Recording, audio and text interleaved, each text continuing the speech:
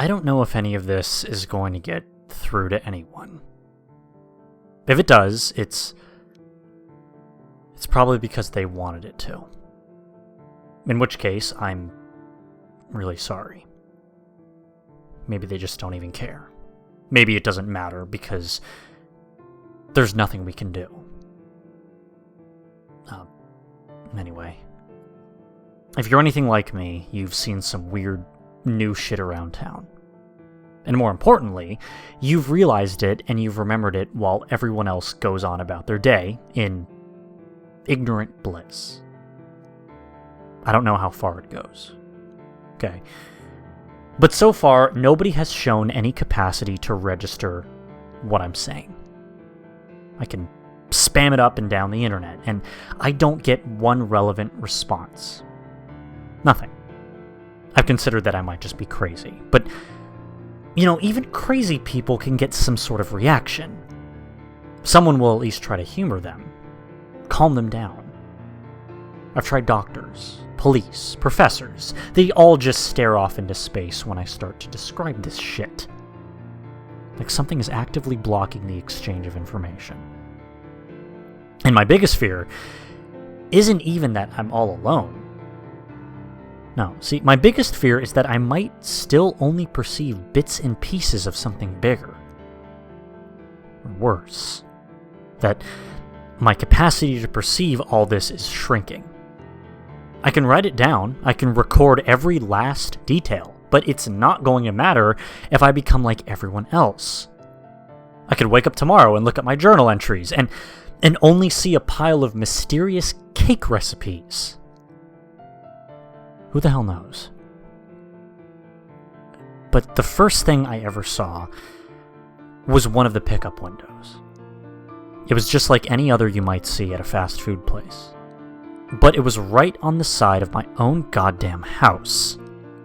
Nothing amiss indoors, but outside, half the block was lined up on my front lawn, reading over a glowing menu full of scribbly-looking gibberish and receiving their quote-unquote meals, if you want to call them that, almost instantaneously.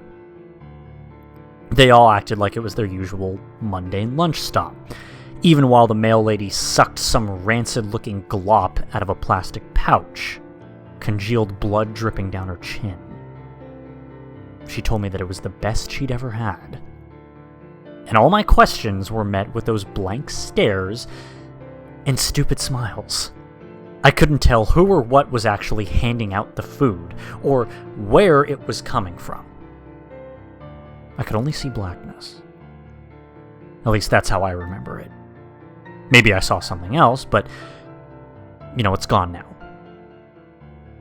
God, and it was only the beginning. All the restaurants in town, the real ones, anyway, are typically deserted. Employees still show up to some of them, but they don't even realize that no customers are stopping by. Some of them even host new windows, parasitically siphoning off all their business. The things seem to multiply constantly. I've seen them indoors, outdoors, on houses, on trucks, even one on a tree. A window to nowhere on the trunk of a fucking tree dispensing deep-fried slop to an ignorant gaggle of hikers. Near as I can tell, all of the products are meat, or some vague semblance thereof. I can't always tell what kind of animal or even what kind of body part it used to be. I've seen things that could have been fucking dredged from some black, godless deep-sea trench, gelatinous slabs of flesh in blindingly unnatural colors. Fried bugs, just slightly larger than any I thought existed. And it isn't just the windows either. See, I've started seeing this shit right on supermarket shelves. Foreign-looking packages with that same gibberish language on it. Occasional bouts of quasi-English, like, number a million taste, or it can dream a great flavor. It all has the same stupid logo on it, too. Sometimes burnt right through the cuts of meat. A bug-eyed, cartoon hamburger in a little chef's hat. Sometimes it's winking. Sometimes it isn't. Sometimes it is only after I've looked away. There's even people sucking down the shit on live television. The talking heads come back from commercial, licking blood and grease off their hands. The weather lady shows up looking like an extra from a slasher movie, red stains increasingly thick on a blouse. I don't think she's changed in weeks. Nobody else cares. Nobody thinks anything is odd, or new, or different. Nobody but me. Okay, my appetite for meat is thoroughly dead, to say the least. I don't think I could ever trust it again. But I've noticed non-meat products are growing steadily rarer. Fruits and vegetables are sitting out longer between restocks. A lot of things are just getting phased out to make room for all the new items. I shouldn't have to say this if you could already read and comprehend this far, but for the love of God, don't eat it. Don't taste it. Don't touch it. Try not to even smell it. The more people eat it, the less they act like themselves. The funnier they talk. If you know something's up, but you can't see what I'm seeing, I advise you to stick to cereal. I haven't found anything fishy about any of the cereal yet. I can't even begin to postulate what's behind it all. Aliens? Terrorists?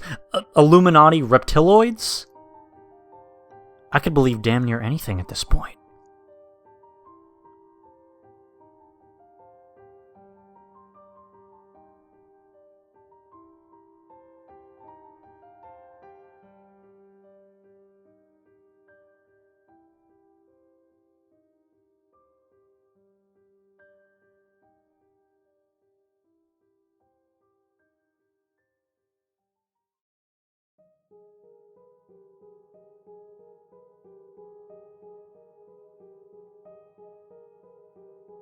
The ads are everywhere.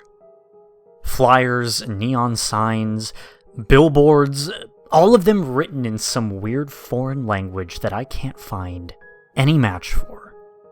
Plastered with goofy artwork of bug-eyed hot dogs and steaks and less identifiable things. People stop and stare at them compulsively, pupils dilating while their clouded mind registers God fucking only knows.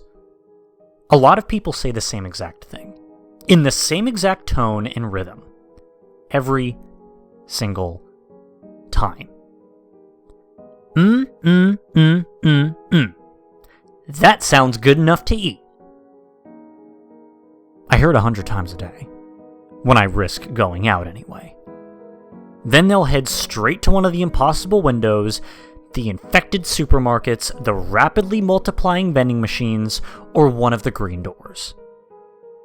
Those awful fucking green doors. I don't know if they're actually new, or I'm just newly capable of seeing them. The first one I noticed had grown, quote-unquote, for lack of a better word, on the back wall of our local ShopRite. An ugly, faded seafoam affair. Smeared window shaped like Burgrr logo. Chrome handle flecked with rust. Same as all the others I've seen since. People were coming and going at a steady pace, but even when I staked it out for a good 6 hours, I never saw the same patron coming back out again. I guess that should have been a big warning sign, but I couldn't take it. I had to know. It didn't lead into the store, of course. I knew it wouldn't. But as soon as I stepped inside, I was assaulted by the sound of eating. Feasting. Wet, breathy chewing sounds drowning out everything else. Tugging at my gag reflex. There were bars, tables, and booths scattered in disorganized patterns around rows and rows of buffets. Many seats were occupied, but the bulk of the customers were eating on foot, wolfing shit down right out of the bars as they went along. I knew none of them could comprehend what they were really doing, or where they really were. The decor was almost, but not quite in the style of a retro 50s diner, maybe with a dash of Dr. Seuss. A lot of the furnishings looked chunky, soft and plastic, like they were designed for children, though I can't imagine any child with such depressing tastes. Booths were lined with putrid off-green cushions. Tables were a hideous yellow tan with chipped chrome trimmings. The floors were pale blue tile, like a public restroom, and many pieces were missing or disheveled. The walls were more of that tacky chrome, interrupted by fake wood paneling, giving way to glass windows from that waist height to the ceiling. And yes, windows, not visible from outside, mind you. I had stepped through a door in the middle of one plain, solid brick wall. But from inside. It was glass all around, you know. They were so thick with grime that I could scarcely see through them. But I could tell that it wasn't the correct view from behind the ShopRite. It looked more like some murky storybook vista. Simple, blocky houses on rolling green hills. And despite the steady stream of people coming in through the door, I couldn't see a single sign of movement or life out there. I began to wonder if I might look suspicious, just standing around and gawking while everyone else was heading straight for the food. I thought I might as well make some effort to blend in, and that was mistake number one. Most of the offerings were typical of the shit coming out of those takeout windows or invading the grocery store shelves. A heap of raw red steaks sat on a bed of black clotted blood. Oversized pasty white drumsticks dribbled cold yellow juices. A long trough of chunky pinkish slop jiggled like pudding as people scooped it onto their trays or straight into their grease-caked faces. I think I pulled up my shirt over my nose around this point. I thought I recognized a lot of exotic fare. Frog legs, chicken feet, beef tripe, but I couldn't be quite certain. I wasn't sure if chickens had that many toes, or any frogs I knew of grew exactly that large. There was a tray of what I thought were fat, segmented seed pods, till one of them abruptly curled and uncurled twice, like a beckoning finger. It absolutely made my skin crawl. There were tongues, there were brains. There was something like clear yellow spaghetti in a pasty brown sauce. At least that's what I'm going to keep telling myself that it was. There were fish fins and goat eyes and even bones. Just steaming hot, perfectly bare, white bones. I could barely take the sight of anyone eating. Mrs. Faber, a grim and crotchety old bag from down the street, was digging like an excited child through a big heap of what looked like horse teeth, sucking off whatever scraps of gum tissue she could find. I felt my stomach shudder. We made eye contact, and for a moment I almost thought I saw a look of horrified clarity. Like the fog was almost lifted from her mind, and she was just about to ask me what in God's name she was doing. Instead, her eyes glazed over, and she smiled that chillingly idiotic smile. "Just like Mama used to make," she said in her hokey, sing-songy tone. She'd have never been caught dead using popping another gnarled yellow molar into her mouth and sucking noisily. I could taste my own bile by the time I backed away from that godless orgy of culinary depravity. And that's when I saw it. The thing I've come to think of as an egghead. It was wobbling around the bars, arms flailing blindly. A chalk-white, naked, sexless human figure dominated by a featureless beach ball of a head. A stick figure made flesh. The alien invasion theory was already sounding better and better. The thing was working its way down one aisle at a time. And it didn't look at first like it had any particular goal in mind. It occasionally clutched at someone's hair or clothing, almost as though desperate for attention or even in need of help. But nobody so much as blinked in its direction. I assumed I could get away with ignoring it like everyone else, until it finally hobbled its way down the opposite aisle and crossed my direct line of sight. It froze. There. The blank, smooth egg face turned directly towards me. And, well, I don't really remember the sprint home. But I do remember that it was the dead of night when I exploded out of that ugly, greasy green door. Couldn't have been later than noon when I first entered, and I couldn't have been ogling the horrors therein for more than 40 minutes. At least from my perspective. I don't know if anything followed me, but I barricaded myself in my bedroom that night just to be safe. The doors and windows are everywhere. If you can read this, only go out when you must, and don't go anywhere new. It might be newer than you think.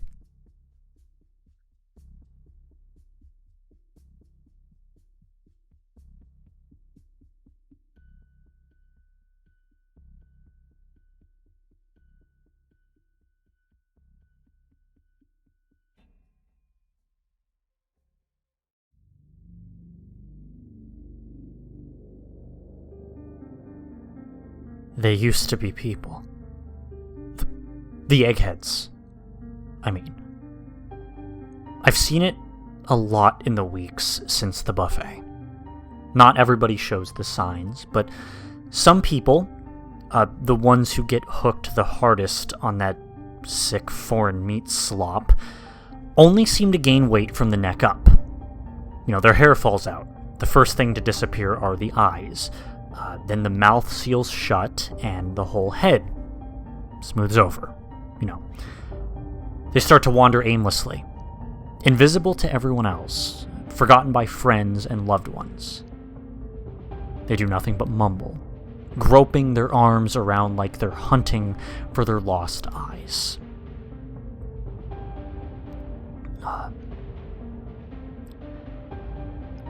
I killed one today.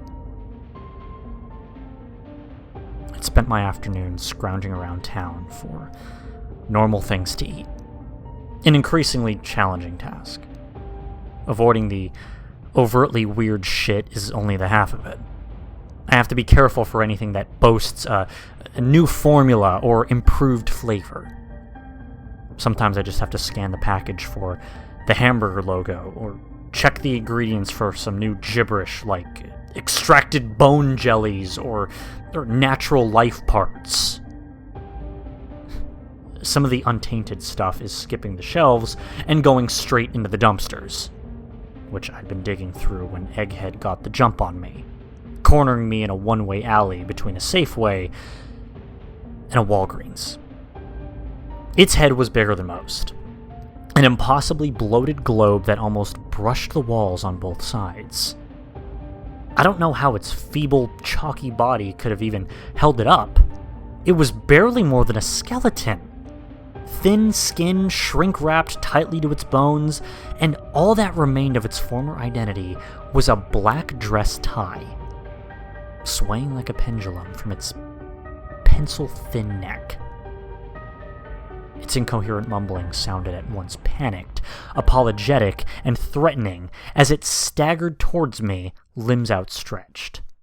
I had nothing to defend myself with but a bag of stale bread and a warm can of Coke. I screamed at it, told it I didn't know what it wanted, that there wasn't anything I could do, but it just kept coming. Mumbling. The moment my back hit the wall behind me, I snapped. I grabbed the nearest garbage can lid and swung with all my strength, slamming it straight into that fat, bulbous face like a battle axe. Felt like striking a huge, taut basketball. The mumbling grew more frantic, more confused as the thing stumbled backward. Gravity tugging at its awkward cranium, arms whirling cartoonishly as it fought to regain its center of balance.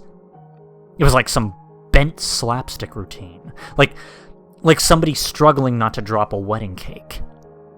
I charged, screaming like a banshee as I struck again, and the thing finally toppled.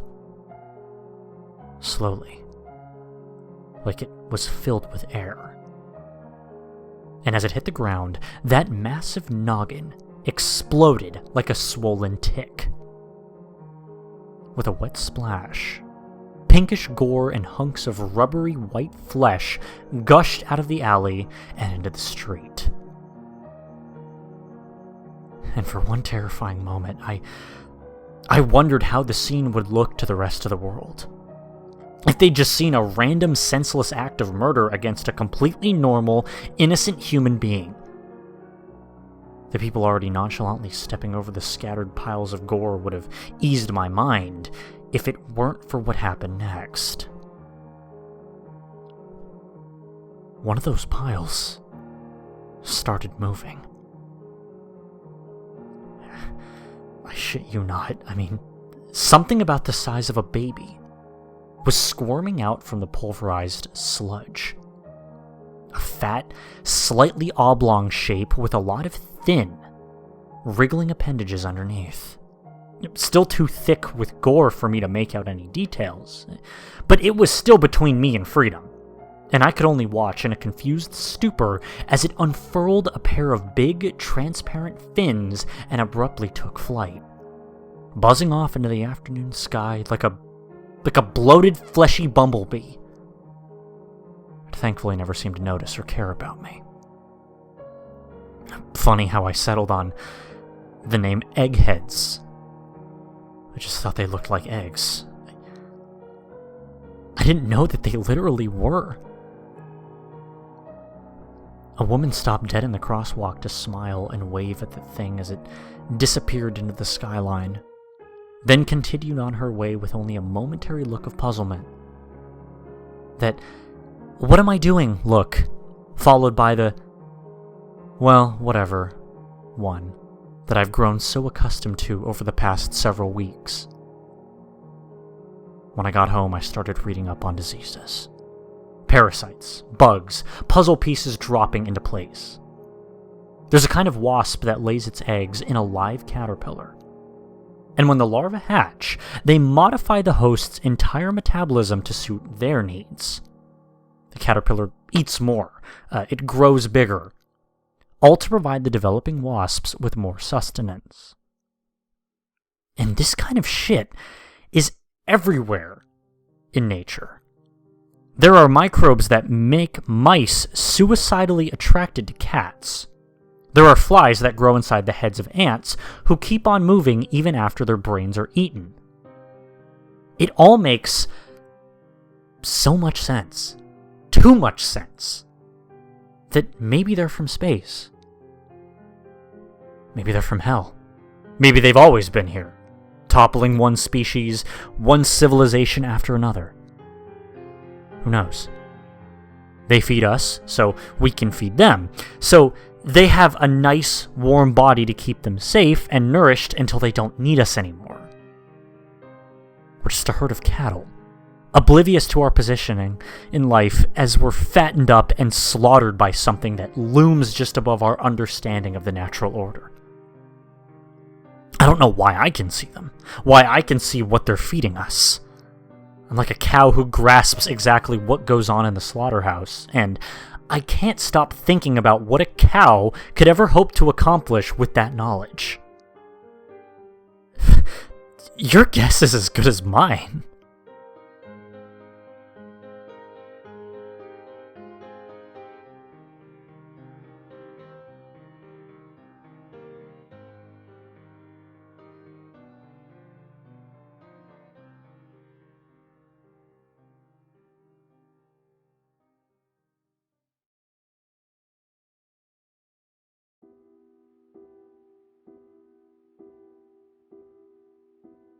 today, I followed one of the flying things. They eventually break out of the eggheads on their own, often taking 30 minutes or so to wipe the gore off of their slimy bodies, with their squiggly legs, before they take to the air. They've never shown any aggression or any acknowledgement that I exist, but instead just flutter away, like they've got somewhere to be. And apparently, they do. It was in a Walmart parking lot that I witnessed another hatching. The egghead was stumbling between cars, clawing at its own face, reaching feebly out to passers-by, like it still thought it could be saved. It hadn't even hit the ground before its featureless face started to crack audibly. Pink goop dribbling out like raw yolk. It collapsed against a minivan and slumped limply to the pavement as a big hunk of its scalp popped off, with a wet, solid crunch. The thing inside was throbbing, swelling up like a pufferfish to push open what was once a human skull. It throbbed and squirmed its way out of the ruptured cranium, looking like nothing so much as a wet, rubbery horsefly made of chewed gum, or an inverted brain with membranous wings. Its branching limbs writhed like night crawlers, barely supporting its bloated, rugose body. The wings trembled, almost cautiously at first, before it took its first blind leap into the air and smacked wetly into the ground. And it took another shot at flying, awkwardly bobbing for a few feet before it dropped like a rock with another pitiful, wet smack. And I gotta say, I laughed pretty hard. When invisible monsters are devouring the human race, and nobody cares, you tend to take whatever entertainment you can get. It took off again in the same direction, landing itself on the hood of a Jeep. The little guy was determined. But that's when it dawned on me. The opportunity I'd stumbled upon. See, they'd always disappeared into the sky before I could even get a sense of their direction. But I could easily tail this one on foot. And I figured, worst case scenario, I'd see nothing new and have to take a bus back into town. As luck would have it, its destination wasn't far. I even came close to giving up, waiting for the damn thing to collect itself every 10 to 15 feet, watching it plummet like a bent paper airplane and flounder like a dying fish for minutes at a time. But not an hour had passed before I learned its little secret. Half a mile from the crumpled remains of the egghead. A porta-john. Between the magic doors, garish advertisements, mutant snack food, and odd shit I can't even begin to get into, I'd never stopped to think about the bright blue portable toilets that seemed unusually common as of late. I never needed one, and with the seemingly perpetual roadwork guzzling our tax dollars for as long as I've lived, it's not as if they were all that strange a sight. The grimy plastic door quietly swung open as the brain bug flopped closer. I feigned disinterest, doing my best to pass by as obliviously as everyone else, but snuck a quick glance into the open honeypot. The brainfly, as I decided to dub them, was already careening down a long, dark tunnel, stretching as far as the eye could see, all somehow contained in a single, small, portable shithouse. Nothing unusual these days, I suppose. As I made my way back down to my car and drove the rest of the way home, only one thought persisted. I had to know. Reality was unraveling around me. Former neighbors were fighting in the streets for rancid mouthfuls of fish guts. Giant hamburgers were lighting up the night sky on neon signs that dwarfed entire buildings. Things were eating people from the inside out, and all I wanted was an answer. Fuck, even a hint of one. Any lead I could find. I didn't suspect that there was anything I could do, and any day now I could wake up another deluded zombie. Another gluttonous slave to their deep-fried maggots and pickled eyeballs. I mean, they could grind me up and serve me at the buffets for all I care. I just had to know where that damn tunnel went. Where the brain-eating bastards were really going. I laid awake that night. My mind racing with the images of alien motherships, parallel realities, and subterranean cities. Tomorrow I'm going in. Either I die knowing one more piece of the puzzle, or I somehow kick their gooey little asses. Who's to say they'll even be prepared for an intruder, if they think they've got us all fooled? I don't expect to be some kind of hero here. But so far, I'm the only one I know who even has a shot at trying.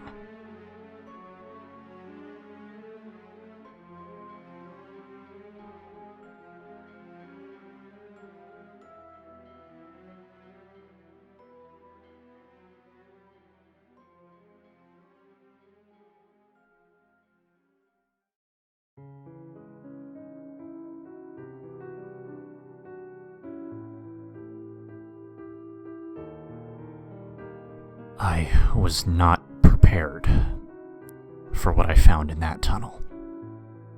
It stretched on for over a mile, in the back of what should have been the 3x3 interior of a porta-john.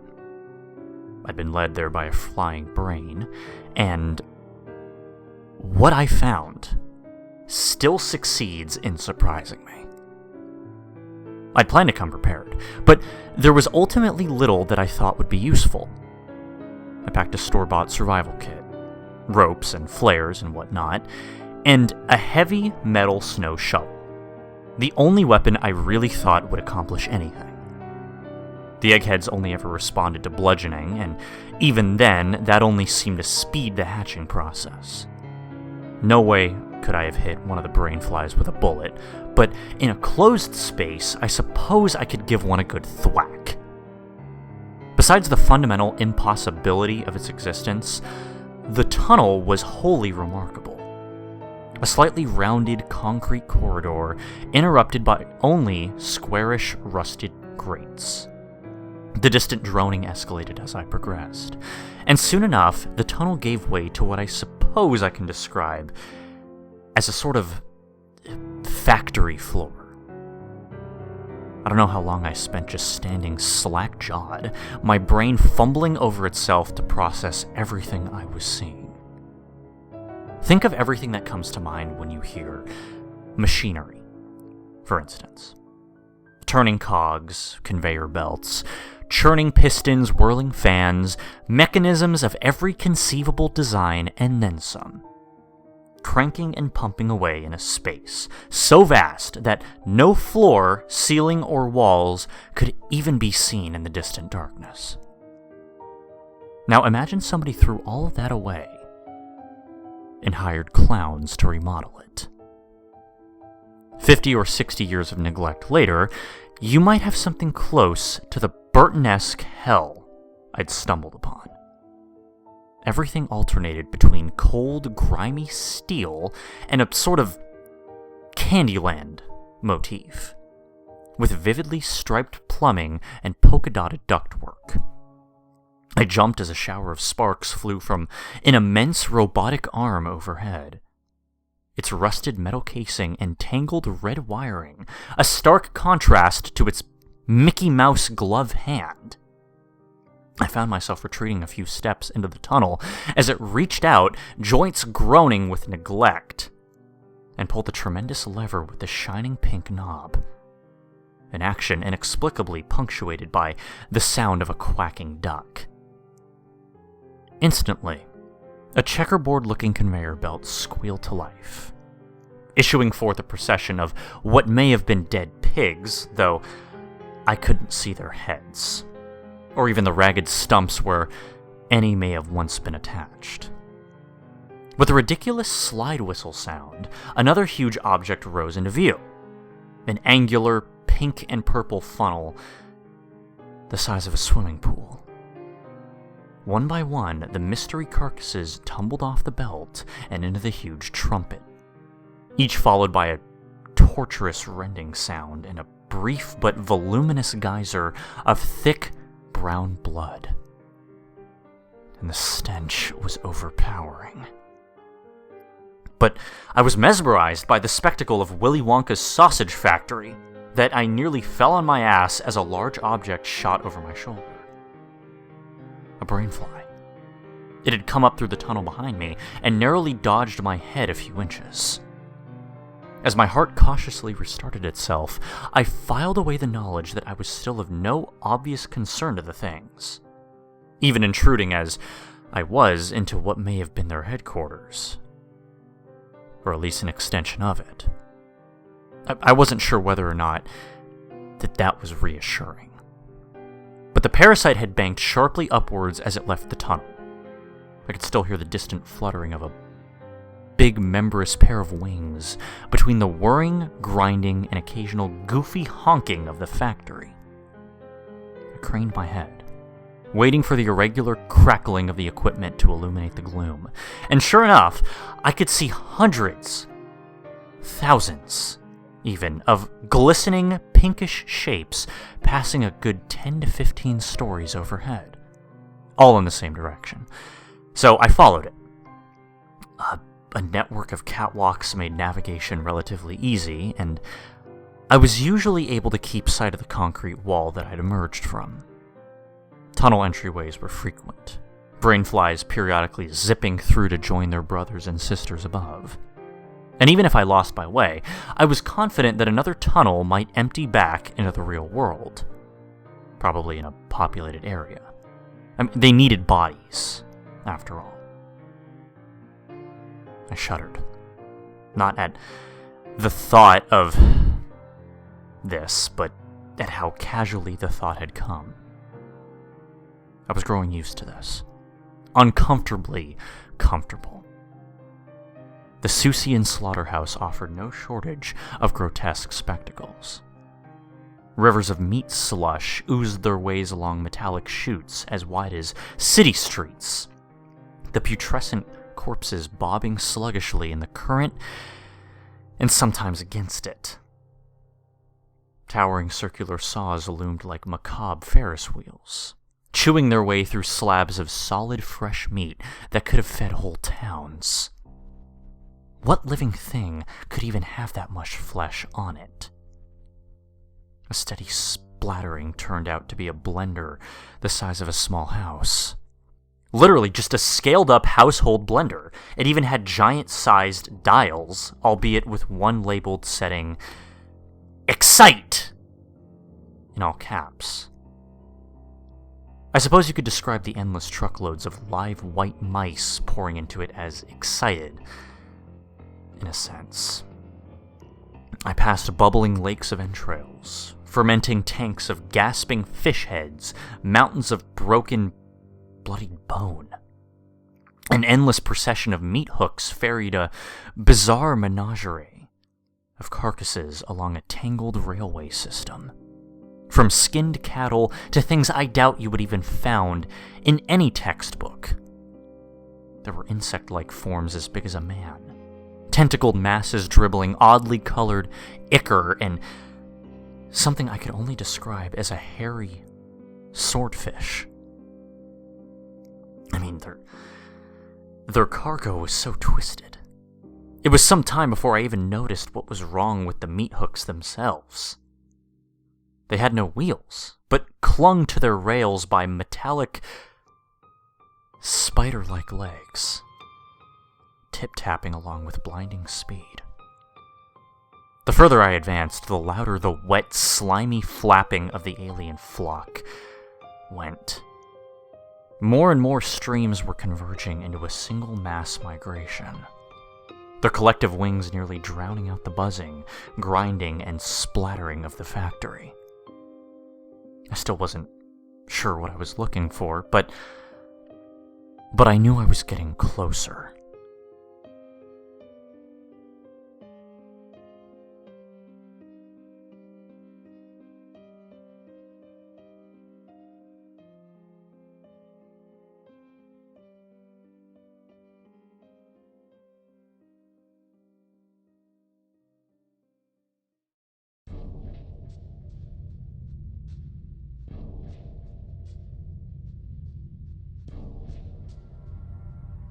I had ascended 6 levels from my starting point when I had my first run-in with non-brainfly life.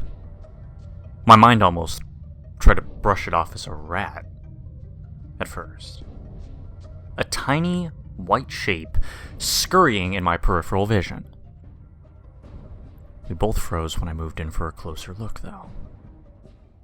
The odd little being was only a few inches tall, pale, and vaguely humanoid, with a large and nearly spherical head. It reminded me strongly of one of those eggheads, but there was little chance that this thing had ever been human.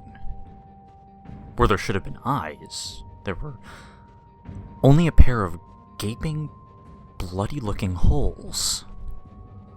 And its mouth was a simple circular hole. In its pale, translucent little hands, it carried a hunk of meat. It didn't look dangerous, but it could have breathed fire for all I knew.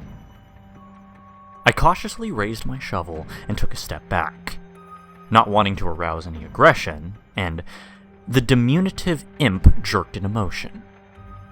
In an instant, it crammed the meat into one of its empty eye holes and took a flying leap off the catwalk, landing with a soft, wet splat on a lower level and scampering off into the darkness. From that point on, tiny creatures seemed to be everywhere. I'd catch them watching me from around corners, or busily snatching scraps of food from the conveyor belts. I suppose the rat comparison wasn't that far off.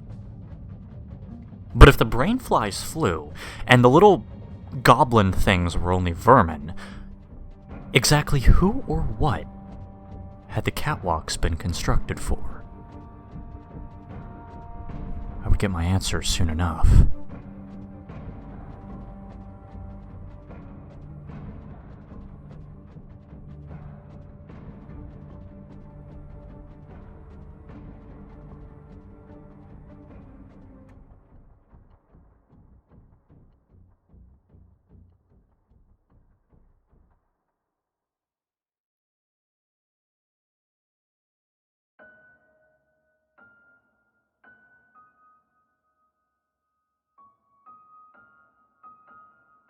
Following the airborne river of winged brains, I was ultimately brought to what seemed at first to be a steel wall, held together with colossal beams and rivets. To either side, it appeared to gradually curve away, the exterior of a roughly circular structure. And high above me, my stream of brainflies were pouring through this grated porthole 100 feet wide, gaps just large enough to accommodate their wingspans. I could make out additional portholes to my distant left and right, more slimy flocks streaming in. This had to be it. Home base, the mothership. The catwalk continued through a significantly smaller porthole into something like a vast stadium. Distant electric lights confirming a circular shape about a mile across. Its floor was solid, polished concrete, while its ceiling was obscured by a torrential storm of living bodies. Dozens of brainfly streams converging into the open roof of a looming, concrete tube at the center of it all. A good 20 stories in height, an eerie green glow poured from the top of the monolithic tower, like some doorway to another realm. A wormhole back to whatever obscene universe the things truly called home. A three-dimensional web of suspended pathways encircled it all, intertwining with a network of immense, grimy pipes a semi could have driven through. It was all so magnificent, so horrific, that I almost didn't realize that I was still moving forward, my jaw hanging in dumb fascination.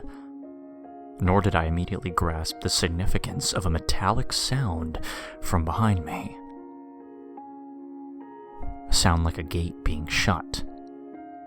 My brain mulled over the thought for a few more moments before I wheeled around in a rush of panic. The tunnel had indeed closed off. The soft roar of the brainfly tornado was joined by a new sound not unlike the bleating of an alarm bell. And then came the meat. I had the good sense to start moving as soon as the nearest gaping pipe began to shudder and gurgle, trickling a thin stream of red-brown slime for a few moments, before finally erupting with a torrent of chunky sludge. All meat. Meat and meat juice. A few yards away, another pipe vomited to life. At first, I thought the intention would be to drown me. I didn't doubt for a second that there was enough meat in the factory plumbing to fill this place completely. But it was quickly apparent that my demise wouldn't be so simple. See, the meat seemed to spread out much farther than mere gravity would dictate. Wherever I ran, it seemed to flow directly towards me, winding in streams like the pseudopods of an enormous amoeba. Not my imagination. It was the worst-case scenario, but at this point, far from surprising. I'd already seen moving, twitching things come out of the takeout windows. Things that couldn't possibly have been alive, but wriggled frantically even as they were torn apart and devoured the increasingly fatter, greasier mouths of my neighbors.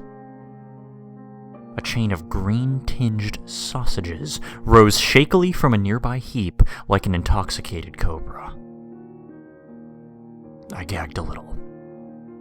Emerging from mostly the outer edges of the chamber, the living flesh was forcing me closer towards the tower, where I would have no choice but to ascend the catwalks.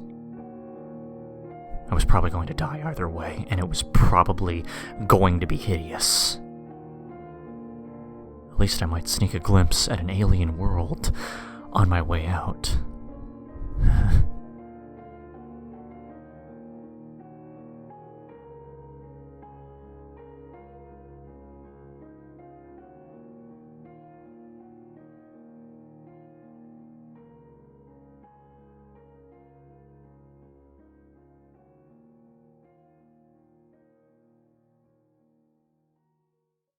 By the time I had climbed only 3 levels, I couldn't see any empty floor space below me. Only a solid lake of meat, rippling with unnatural life like a pit of deformed, blood-soaked maggots.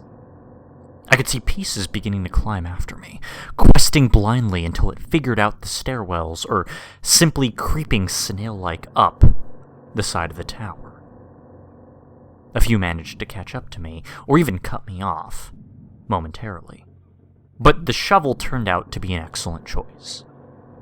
What I couldn't smash or sever, I heaved over the side. Something like an inside-out penguin toddled up to my feet on the 4th level.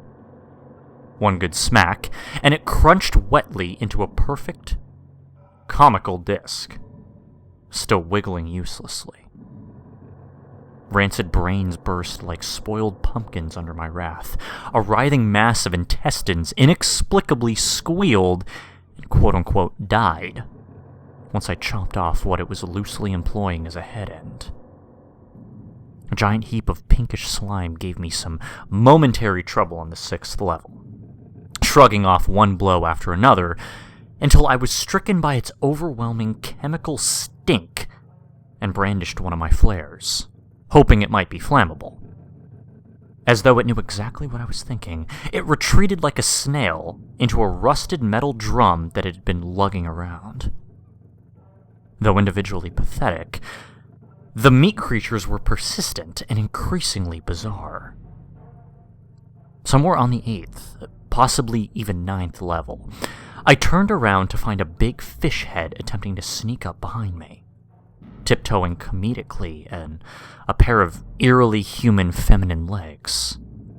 It froze when I coughed, as though realizing too late that I'd been watching it for a good 4 or 5 of its exaggerated, sneaking steps. Some fat, white bug, like a woodlouse, tumbled out of the fish's mouth, chittered angrily and fled on its hind legs before I knocked the fish thing over the edge. The further I progressed, the weirder the things were emerging from the factory's plumbing. Things that must have grown and festered far longer in its lightless metal bowels. I could barely liken some of them to any animal or body part. Pustuled yellow tubes looped along like inchworms, and tentacled black blobs floundered like stranded fish in pools of their own yellow-green secretions. I was waging a war against hot dog scraps from Planet X.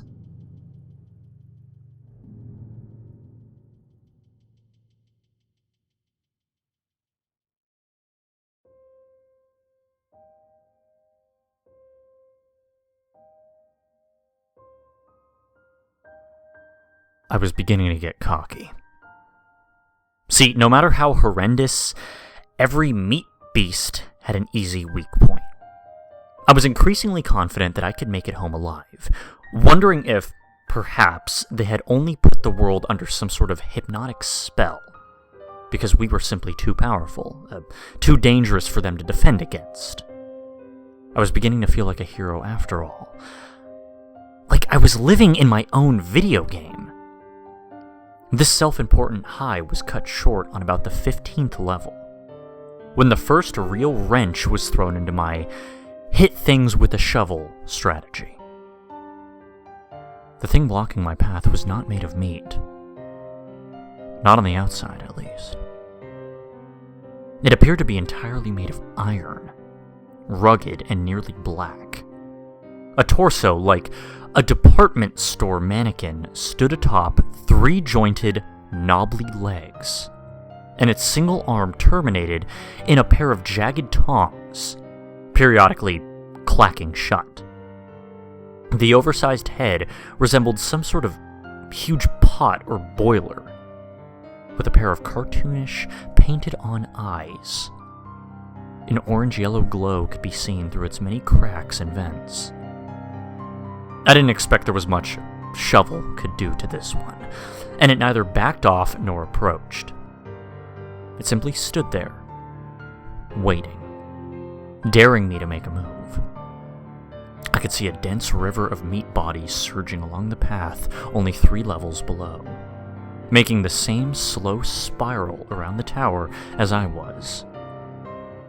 And fragile or not, there was no way I could keep their numbers at bay forever. I wondered if I'd been taken alive. A dozen images flashed through my mind.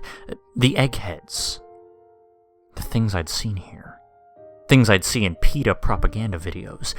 Any one of them could be my fate. Let's just talk about this, Sunny Mom. The voice snapped me back to reality, if you could call this a reality. It had come from in front of me. From the robot cook, or whatever it was. What? It spoke again. It doesn't have to be this way, Missy George. Besides its mangled grasp of pronouns, it spoke English with remarkable clarity.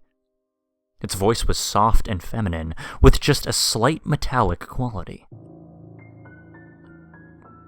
"I'm sorry?" was all I could manage, still dazed. "We can put you right back where you belong, little thing-a-doc. We can fix you up like the rest. You'll never know." I knew exactly what it was talking about. The brainwashing. As far as I knew, I was making first contact with non-human intelligence. And I had a billion questions about what they were doing to us, where they came from, what else was out there in the universe, or multiverse, or whatever we might be living in. Only one thing actually came out, though. Fuck yourselves. It sighed a hollow, metallic sigh, a little smoke escaping from its face vent. It seemed to sink a little at my response. If that's how you want it, whatchamawazzle. It rose threatening on its 3 legs, and I realized what it reminded me of. A barbecue grill. In the blink of an eye, its clawed arm shot out and clamped around the handle to my precious shovel, effortlessly tearing it from my grip and dropping it to the walkway. Fuck. It shot out again, and this time got me by the neck. It slammed me to the ground, taking apparent care not to choke me just yet, but at least cause considerable pain. Its legs clanged noisily as it positioned itself directly over me and pointed its metal ass directly onto my stomach, pinning me down even tighter. Lines of black grease began to roll down the thing's artificial face, sizzling furiously. I screamed weakly through the creature's grasp when a single, tiny droplet met the exposed skin of my arm. It felt like being branded. The monster giggled. Tee. It spoke out the laughter like it was reading from a bad script. If its eyes had been real, it would have been looking directly into mine. And if it had lips, I'm sure they'd be smiling. It bent forward, the grease now cascading in a thick curtain, threatening any moment to start raining in hissing streams onto my exposed face. The claw around my neck tightened, finally pinching shut my airways. It was going to burn my eyes out while it strangled me to death. I let go the thing's arm to shield my face as best I could, wishing I'd had the foresight to be wearing heavier grade gloves as I awaited the torrent of boiling grease. The thing's giggling reaching a fever pitch.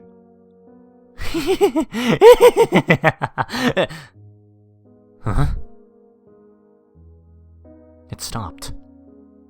The grease didn't come. Removing my hands from my eyes, I saw that the monster's head had turned away from me. "You!" it shrieked. I couldn't tell what it was looking at until it unexpectedly loosened its grip on my neck and lurched to its feet. I could see small white shapes out of the corner of my eyes. Ew! Gross, gross, gross! It wailed like a child as the rubbery hobgoblin scrambled up its metal body like boneless gecko lizards. It started to stumble about, trying its best to pick off the teeming pests with its single arm, but they slipped through the claw-like jelly. I wasn't sure how long I would be distracted, and I dove for my shovel before teetering painfully to my feet. I could see the swelling legion of meat just 1 level below. Vile things! Vile! They're in my vents! I was almost too fascinated to act. The hobgoblins had pried the lid off that rusty grill head, exposing an oily, blackened little form underneath. It was too tangled and burnt to make out, but I could see various limbs waving frantically to keep the gremlin things at bay. I raised my shovel, prepared to strike. All at once, the little creatures snapped their heads in my direction and dropped like flies from the metal being, falling to the path and scattering out of sight. The grill face, too, turned towards me.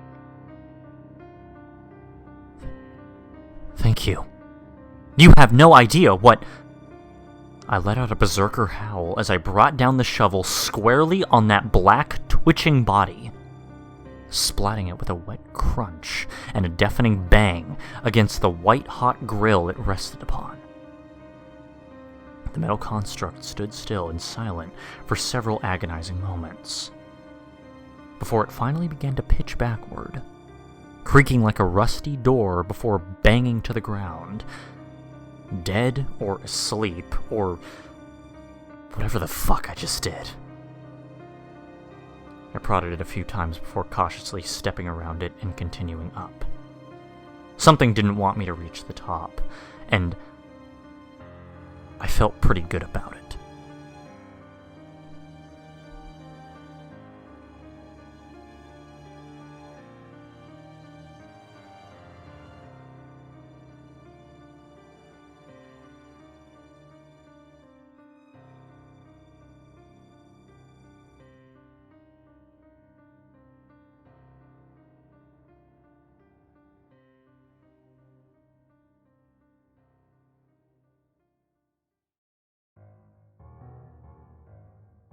The rest of my climb was relatively uneventful, broken only by the odd hot dog squid or scuttling pork ribs.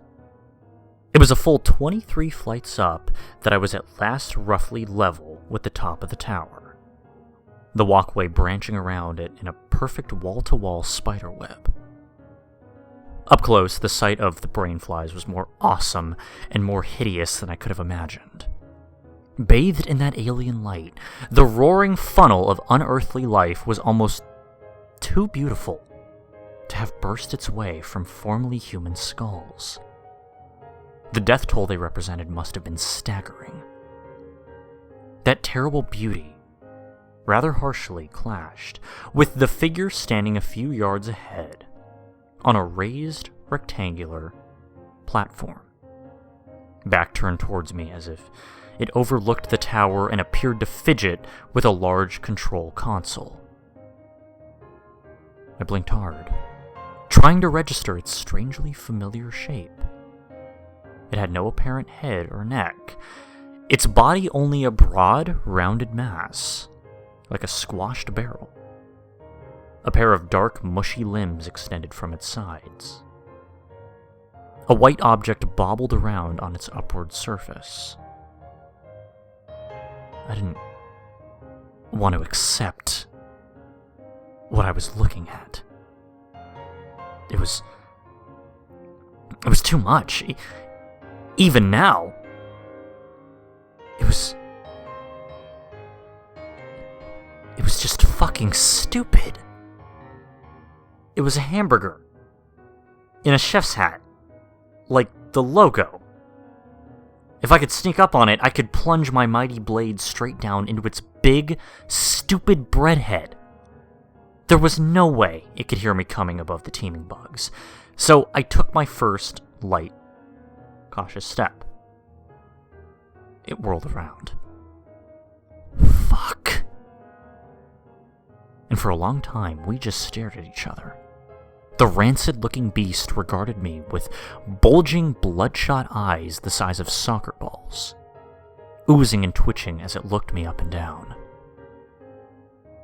I didn't know what else to do. What was going to finally break the staring contest?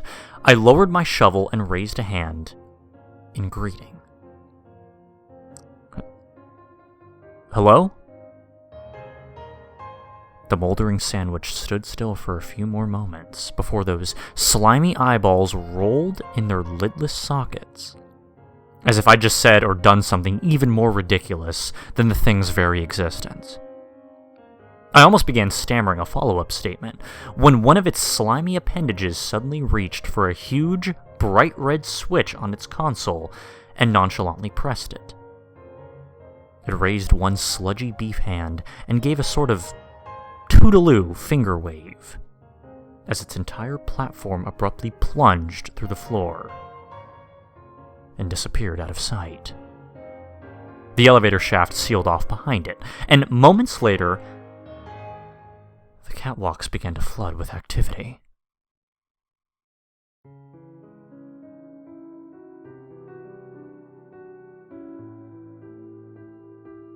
From somewhere on the opposite side of that glowing, flying brain tornado came dozens of new shapes. Meat beings were pouring from some unseen new opening, already looking larger and meaner than any of the oozing rejects I'd been mowing down. I didn't suppose my little gremlin friends were waiting nearby with any flamethrowers. The first thing to reach me was a squiggly, bear-sized yellow mass of soft, tangled limbs, rolling along at a seemingly abnormal speed.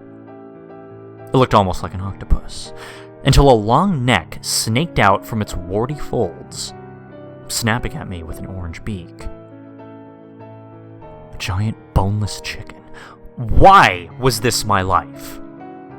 With a surge of contemptuous bloodlust, I hacked mercilessly into the abominable thing long after it had ceased moving, only for something else to whistle just over my head.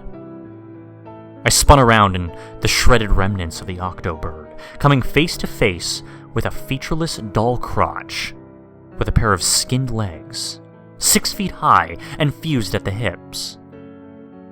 I staggered back, foolishly slipping in the scattered chicken guts and landing flat on my back. The legs terminated in needle-sharp lances on bone, precariously balancing on the metal mesh of the walkway. They raised one wicked lance into the air again, aiming straight for my eyes. And it was a miracle that I put the shovel between us quickly enough. I mean, the legs seemed to momentarily vanish with the speed of its strike.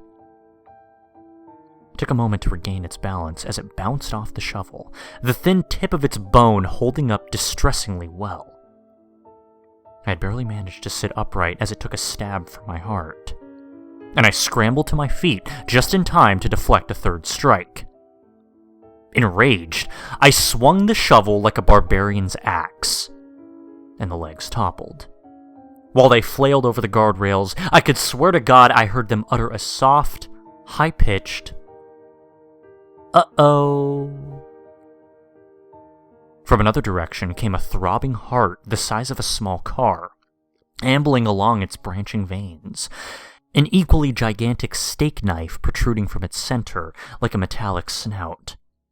It reared back, raising itself a full 8 feet on its tendrils, and let out a high-pitched, rat-like squeak. Nope. I attempted to flee down another branch of the metal web, but of course was soon interrupted by a clattering, scarecrow-like assemblage of bone shards and flimsy sinew, chattering its many fractured dog-like skulls as it swung a large, saw-toothed jawbone at my stomach. I struck back with my own weapon, its skulls splintering even further beyond recognition. My adrenaline was surging. As single-minded as the gore-faced hordes themselves, I demolished one twisted child of Satan's deli after another. I toppled shuffling golems of pork scraps, wailing ghouls of dripping lard, a serpentine mass of fused chicken feet, and even that giant, squeaking heart, its arteries dousing me with geysers of hot blood as its throbbing at last subsided. I was almost disappointed by how easy it had all been. It shouldn't have been. As I stood in a puddle of mashed viscera, blood, and who knows what the fuck else was streaming off my face, I heard a mysterious clang echo through the vast space, and felt the walkway shudder under my feet. It was followed by another clang. The shaking intensified. Clang! It reminded me rather uncomfortably of huge, heavy footsteps on the grated floor. 2 guesses of what it was. Come on. I dare you.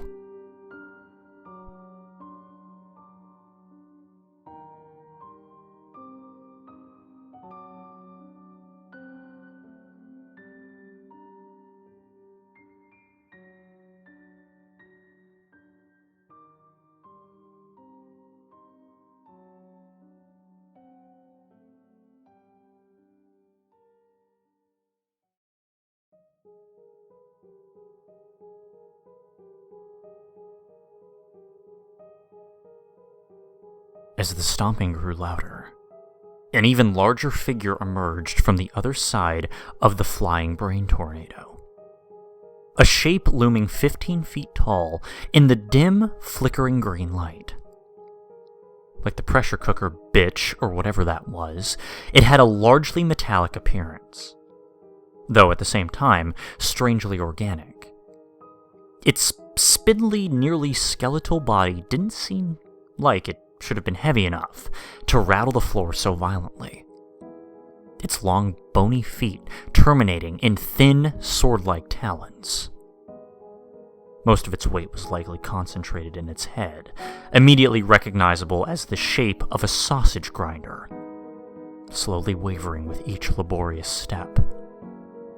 A pair of slimy eyeballs, like the Burgrr Man's, stared down at me from one side of this huge contraption. And where there should have been a handle was only a black, skeletal arm, ending in another of those white cartoon gloves. Its worst characteristic, by far, was the way it breathed. A hollow metallic wheeze of increasing speed and intensity. The panting of some starving dog who just caught whiff of fresh roadkill. It stepped effortlessly from one catwalk to another, like a spider scrambling in slow motion along the strands of its web. And as it drew closer, something unimaginably worse began to happen. The meat. All the meat I had just slaughtered for at least its second time was beginning to move once more. As one, the mutilated horrors around me began to writhe, stumble, and drag themselves towards the grinder-headed giant, whose single arm shot out the moment one groping, rolling pile of giblets came within its impressive reach. It lifted the shining, sticky mass up to the fifth caked funnel on the top of its grinder head, and dropped straight in. It continued to stomp its way in my general direction, scooping up more monsters and dumping them into its upper orifice until they were nearly spilling over the sides. A churning bathtub of flesh and innards. The thing was slow, but as I ran from one end of the spider's web to the next, I found every possible exit sealed tight, and by now the meat rising from below had almost reached my level. There was no way out. There was nothing to fight. I could only keep running. I turned to look back at the grinder being, still ponderously but relentlessly pursuing me in a straight line as I was forced to zigzag. It snatched up the last straggling monster, some sort of spider-legged white pod resembling nothing that I really recognized, and dumped it in with the rest. Without slowing down, the monster clenched its now blood-soaked glove and began spinning its entire arm in its socket, around and around with a hatchet-like noise. The collected mutants churning and twisting as they were sucked deeper into the grinder. I turned to continue running, but made it only a few more yards before a sickening, flatulent, sputtering sound echoed through the chamber, and something thick, warm, and wet slammed hard into my back. The catwalk dropped away as I swung through the air and brought to face the grinder man's unblinking gaze. I was being held tight in an enormous, pulpy pink hand, wavering on the end of a tentacular limb comprised entirely of raw, ground meat. It had formed the limb from every walking nightmare I had spent the last of my energy putting down, and flung it like a lizard's tongue with pinpoint accuracy, instantly subduing me from a good 20 meters away.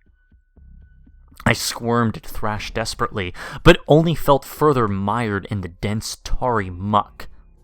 The crank arm continued to twist, and more squirming noodles of processed tissue slithered along the length of its makeshift appendage, cocooning me in more layers of raw flesh. I was reminded yet again of a spider. As I sank deeper into that stinking, sloppy mire, I suddenly found myself transfixed by what was directly behind the metallic giant. I could finally see into the tower. Into the vortex. down into where those wretched alien brain hatchers were all going in such a hurry. And at first, I was only confused. The significance of what I was seeing almost didn't want to register. Bitter, rancid meat juices were beginning to flood my mouth. Tendrils of beef sludge were probing at my eyes and nose. My world was going black. I was being smothered to death. But on the inside, I just couldn't stop laughing.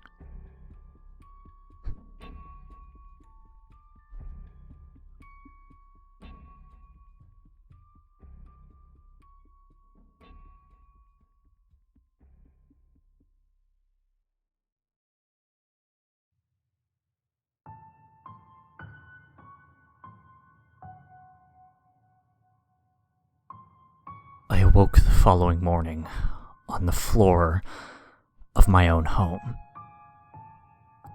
Alive. My body was caked with meat gunk, my clothes sticky with blood. Not a dream.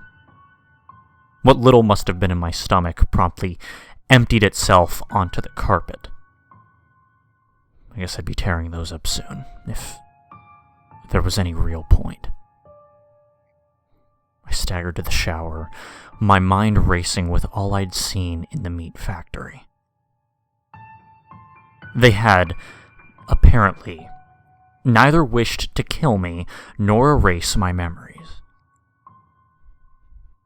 I guess they knew as well as I did that there was nothing I could do to them. After all, if cattle couldn't do much to change their fate, what hope could there be for the cattle feed?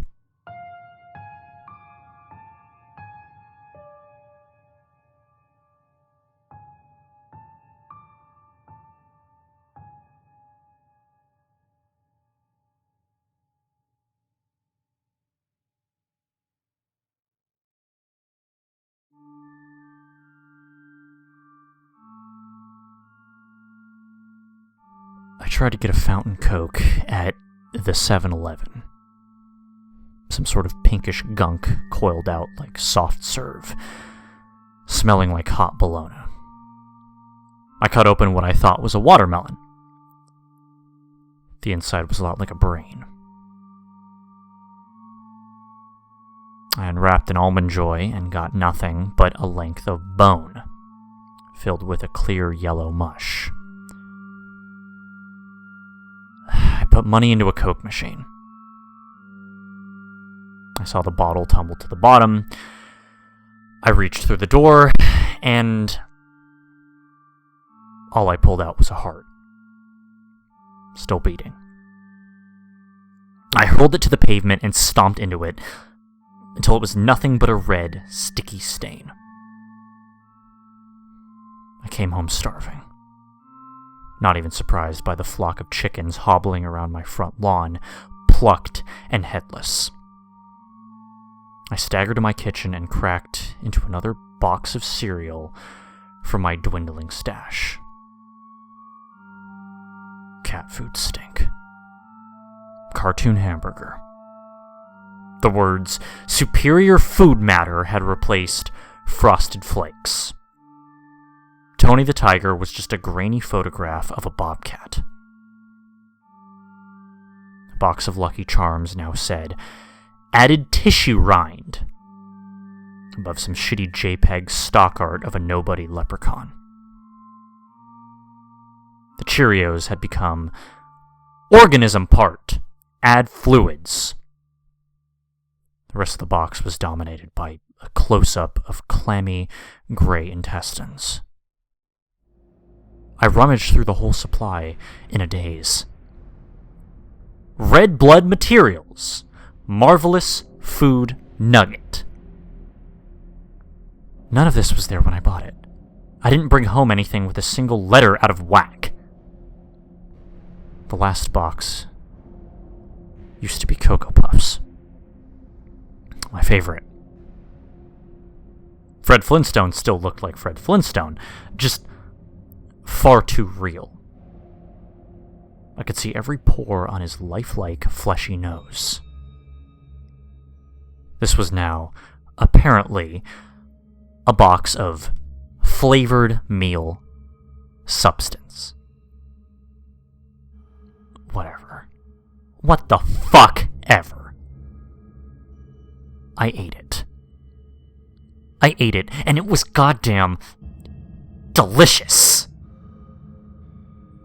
So was the mystery can of your favored meat pastes waiting for me on the coffee table. So was the cup of what looked, smelled, and tasted like liquid bacon straight from my own tap. The black thing in the refrigerator was as sweet as a maple ham, even if it looked like the bastard child of a caterpillar and a starfish. The best thing by far was the steak. The red, huge, juicy steak ready for me in the seat of my car. It wasn't even the flavor that made it so good. It was the screaming.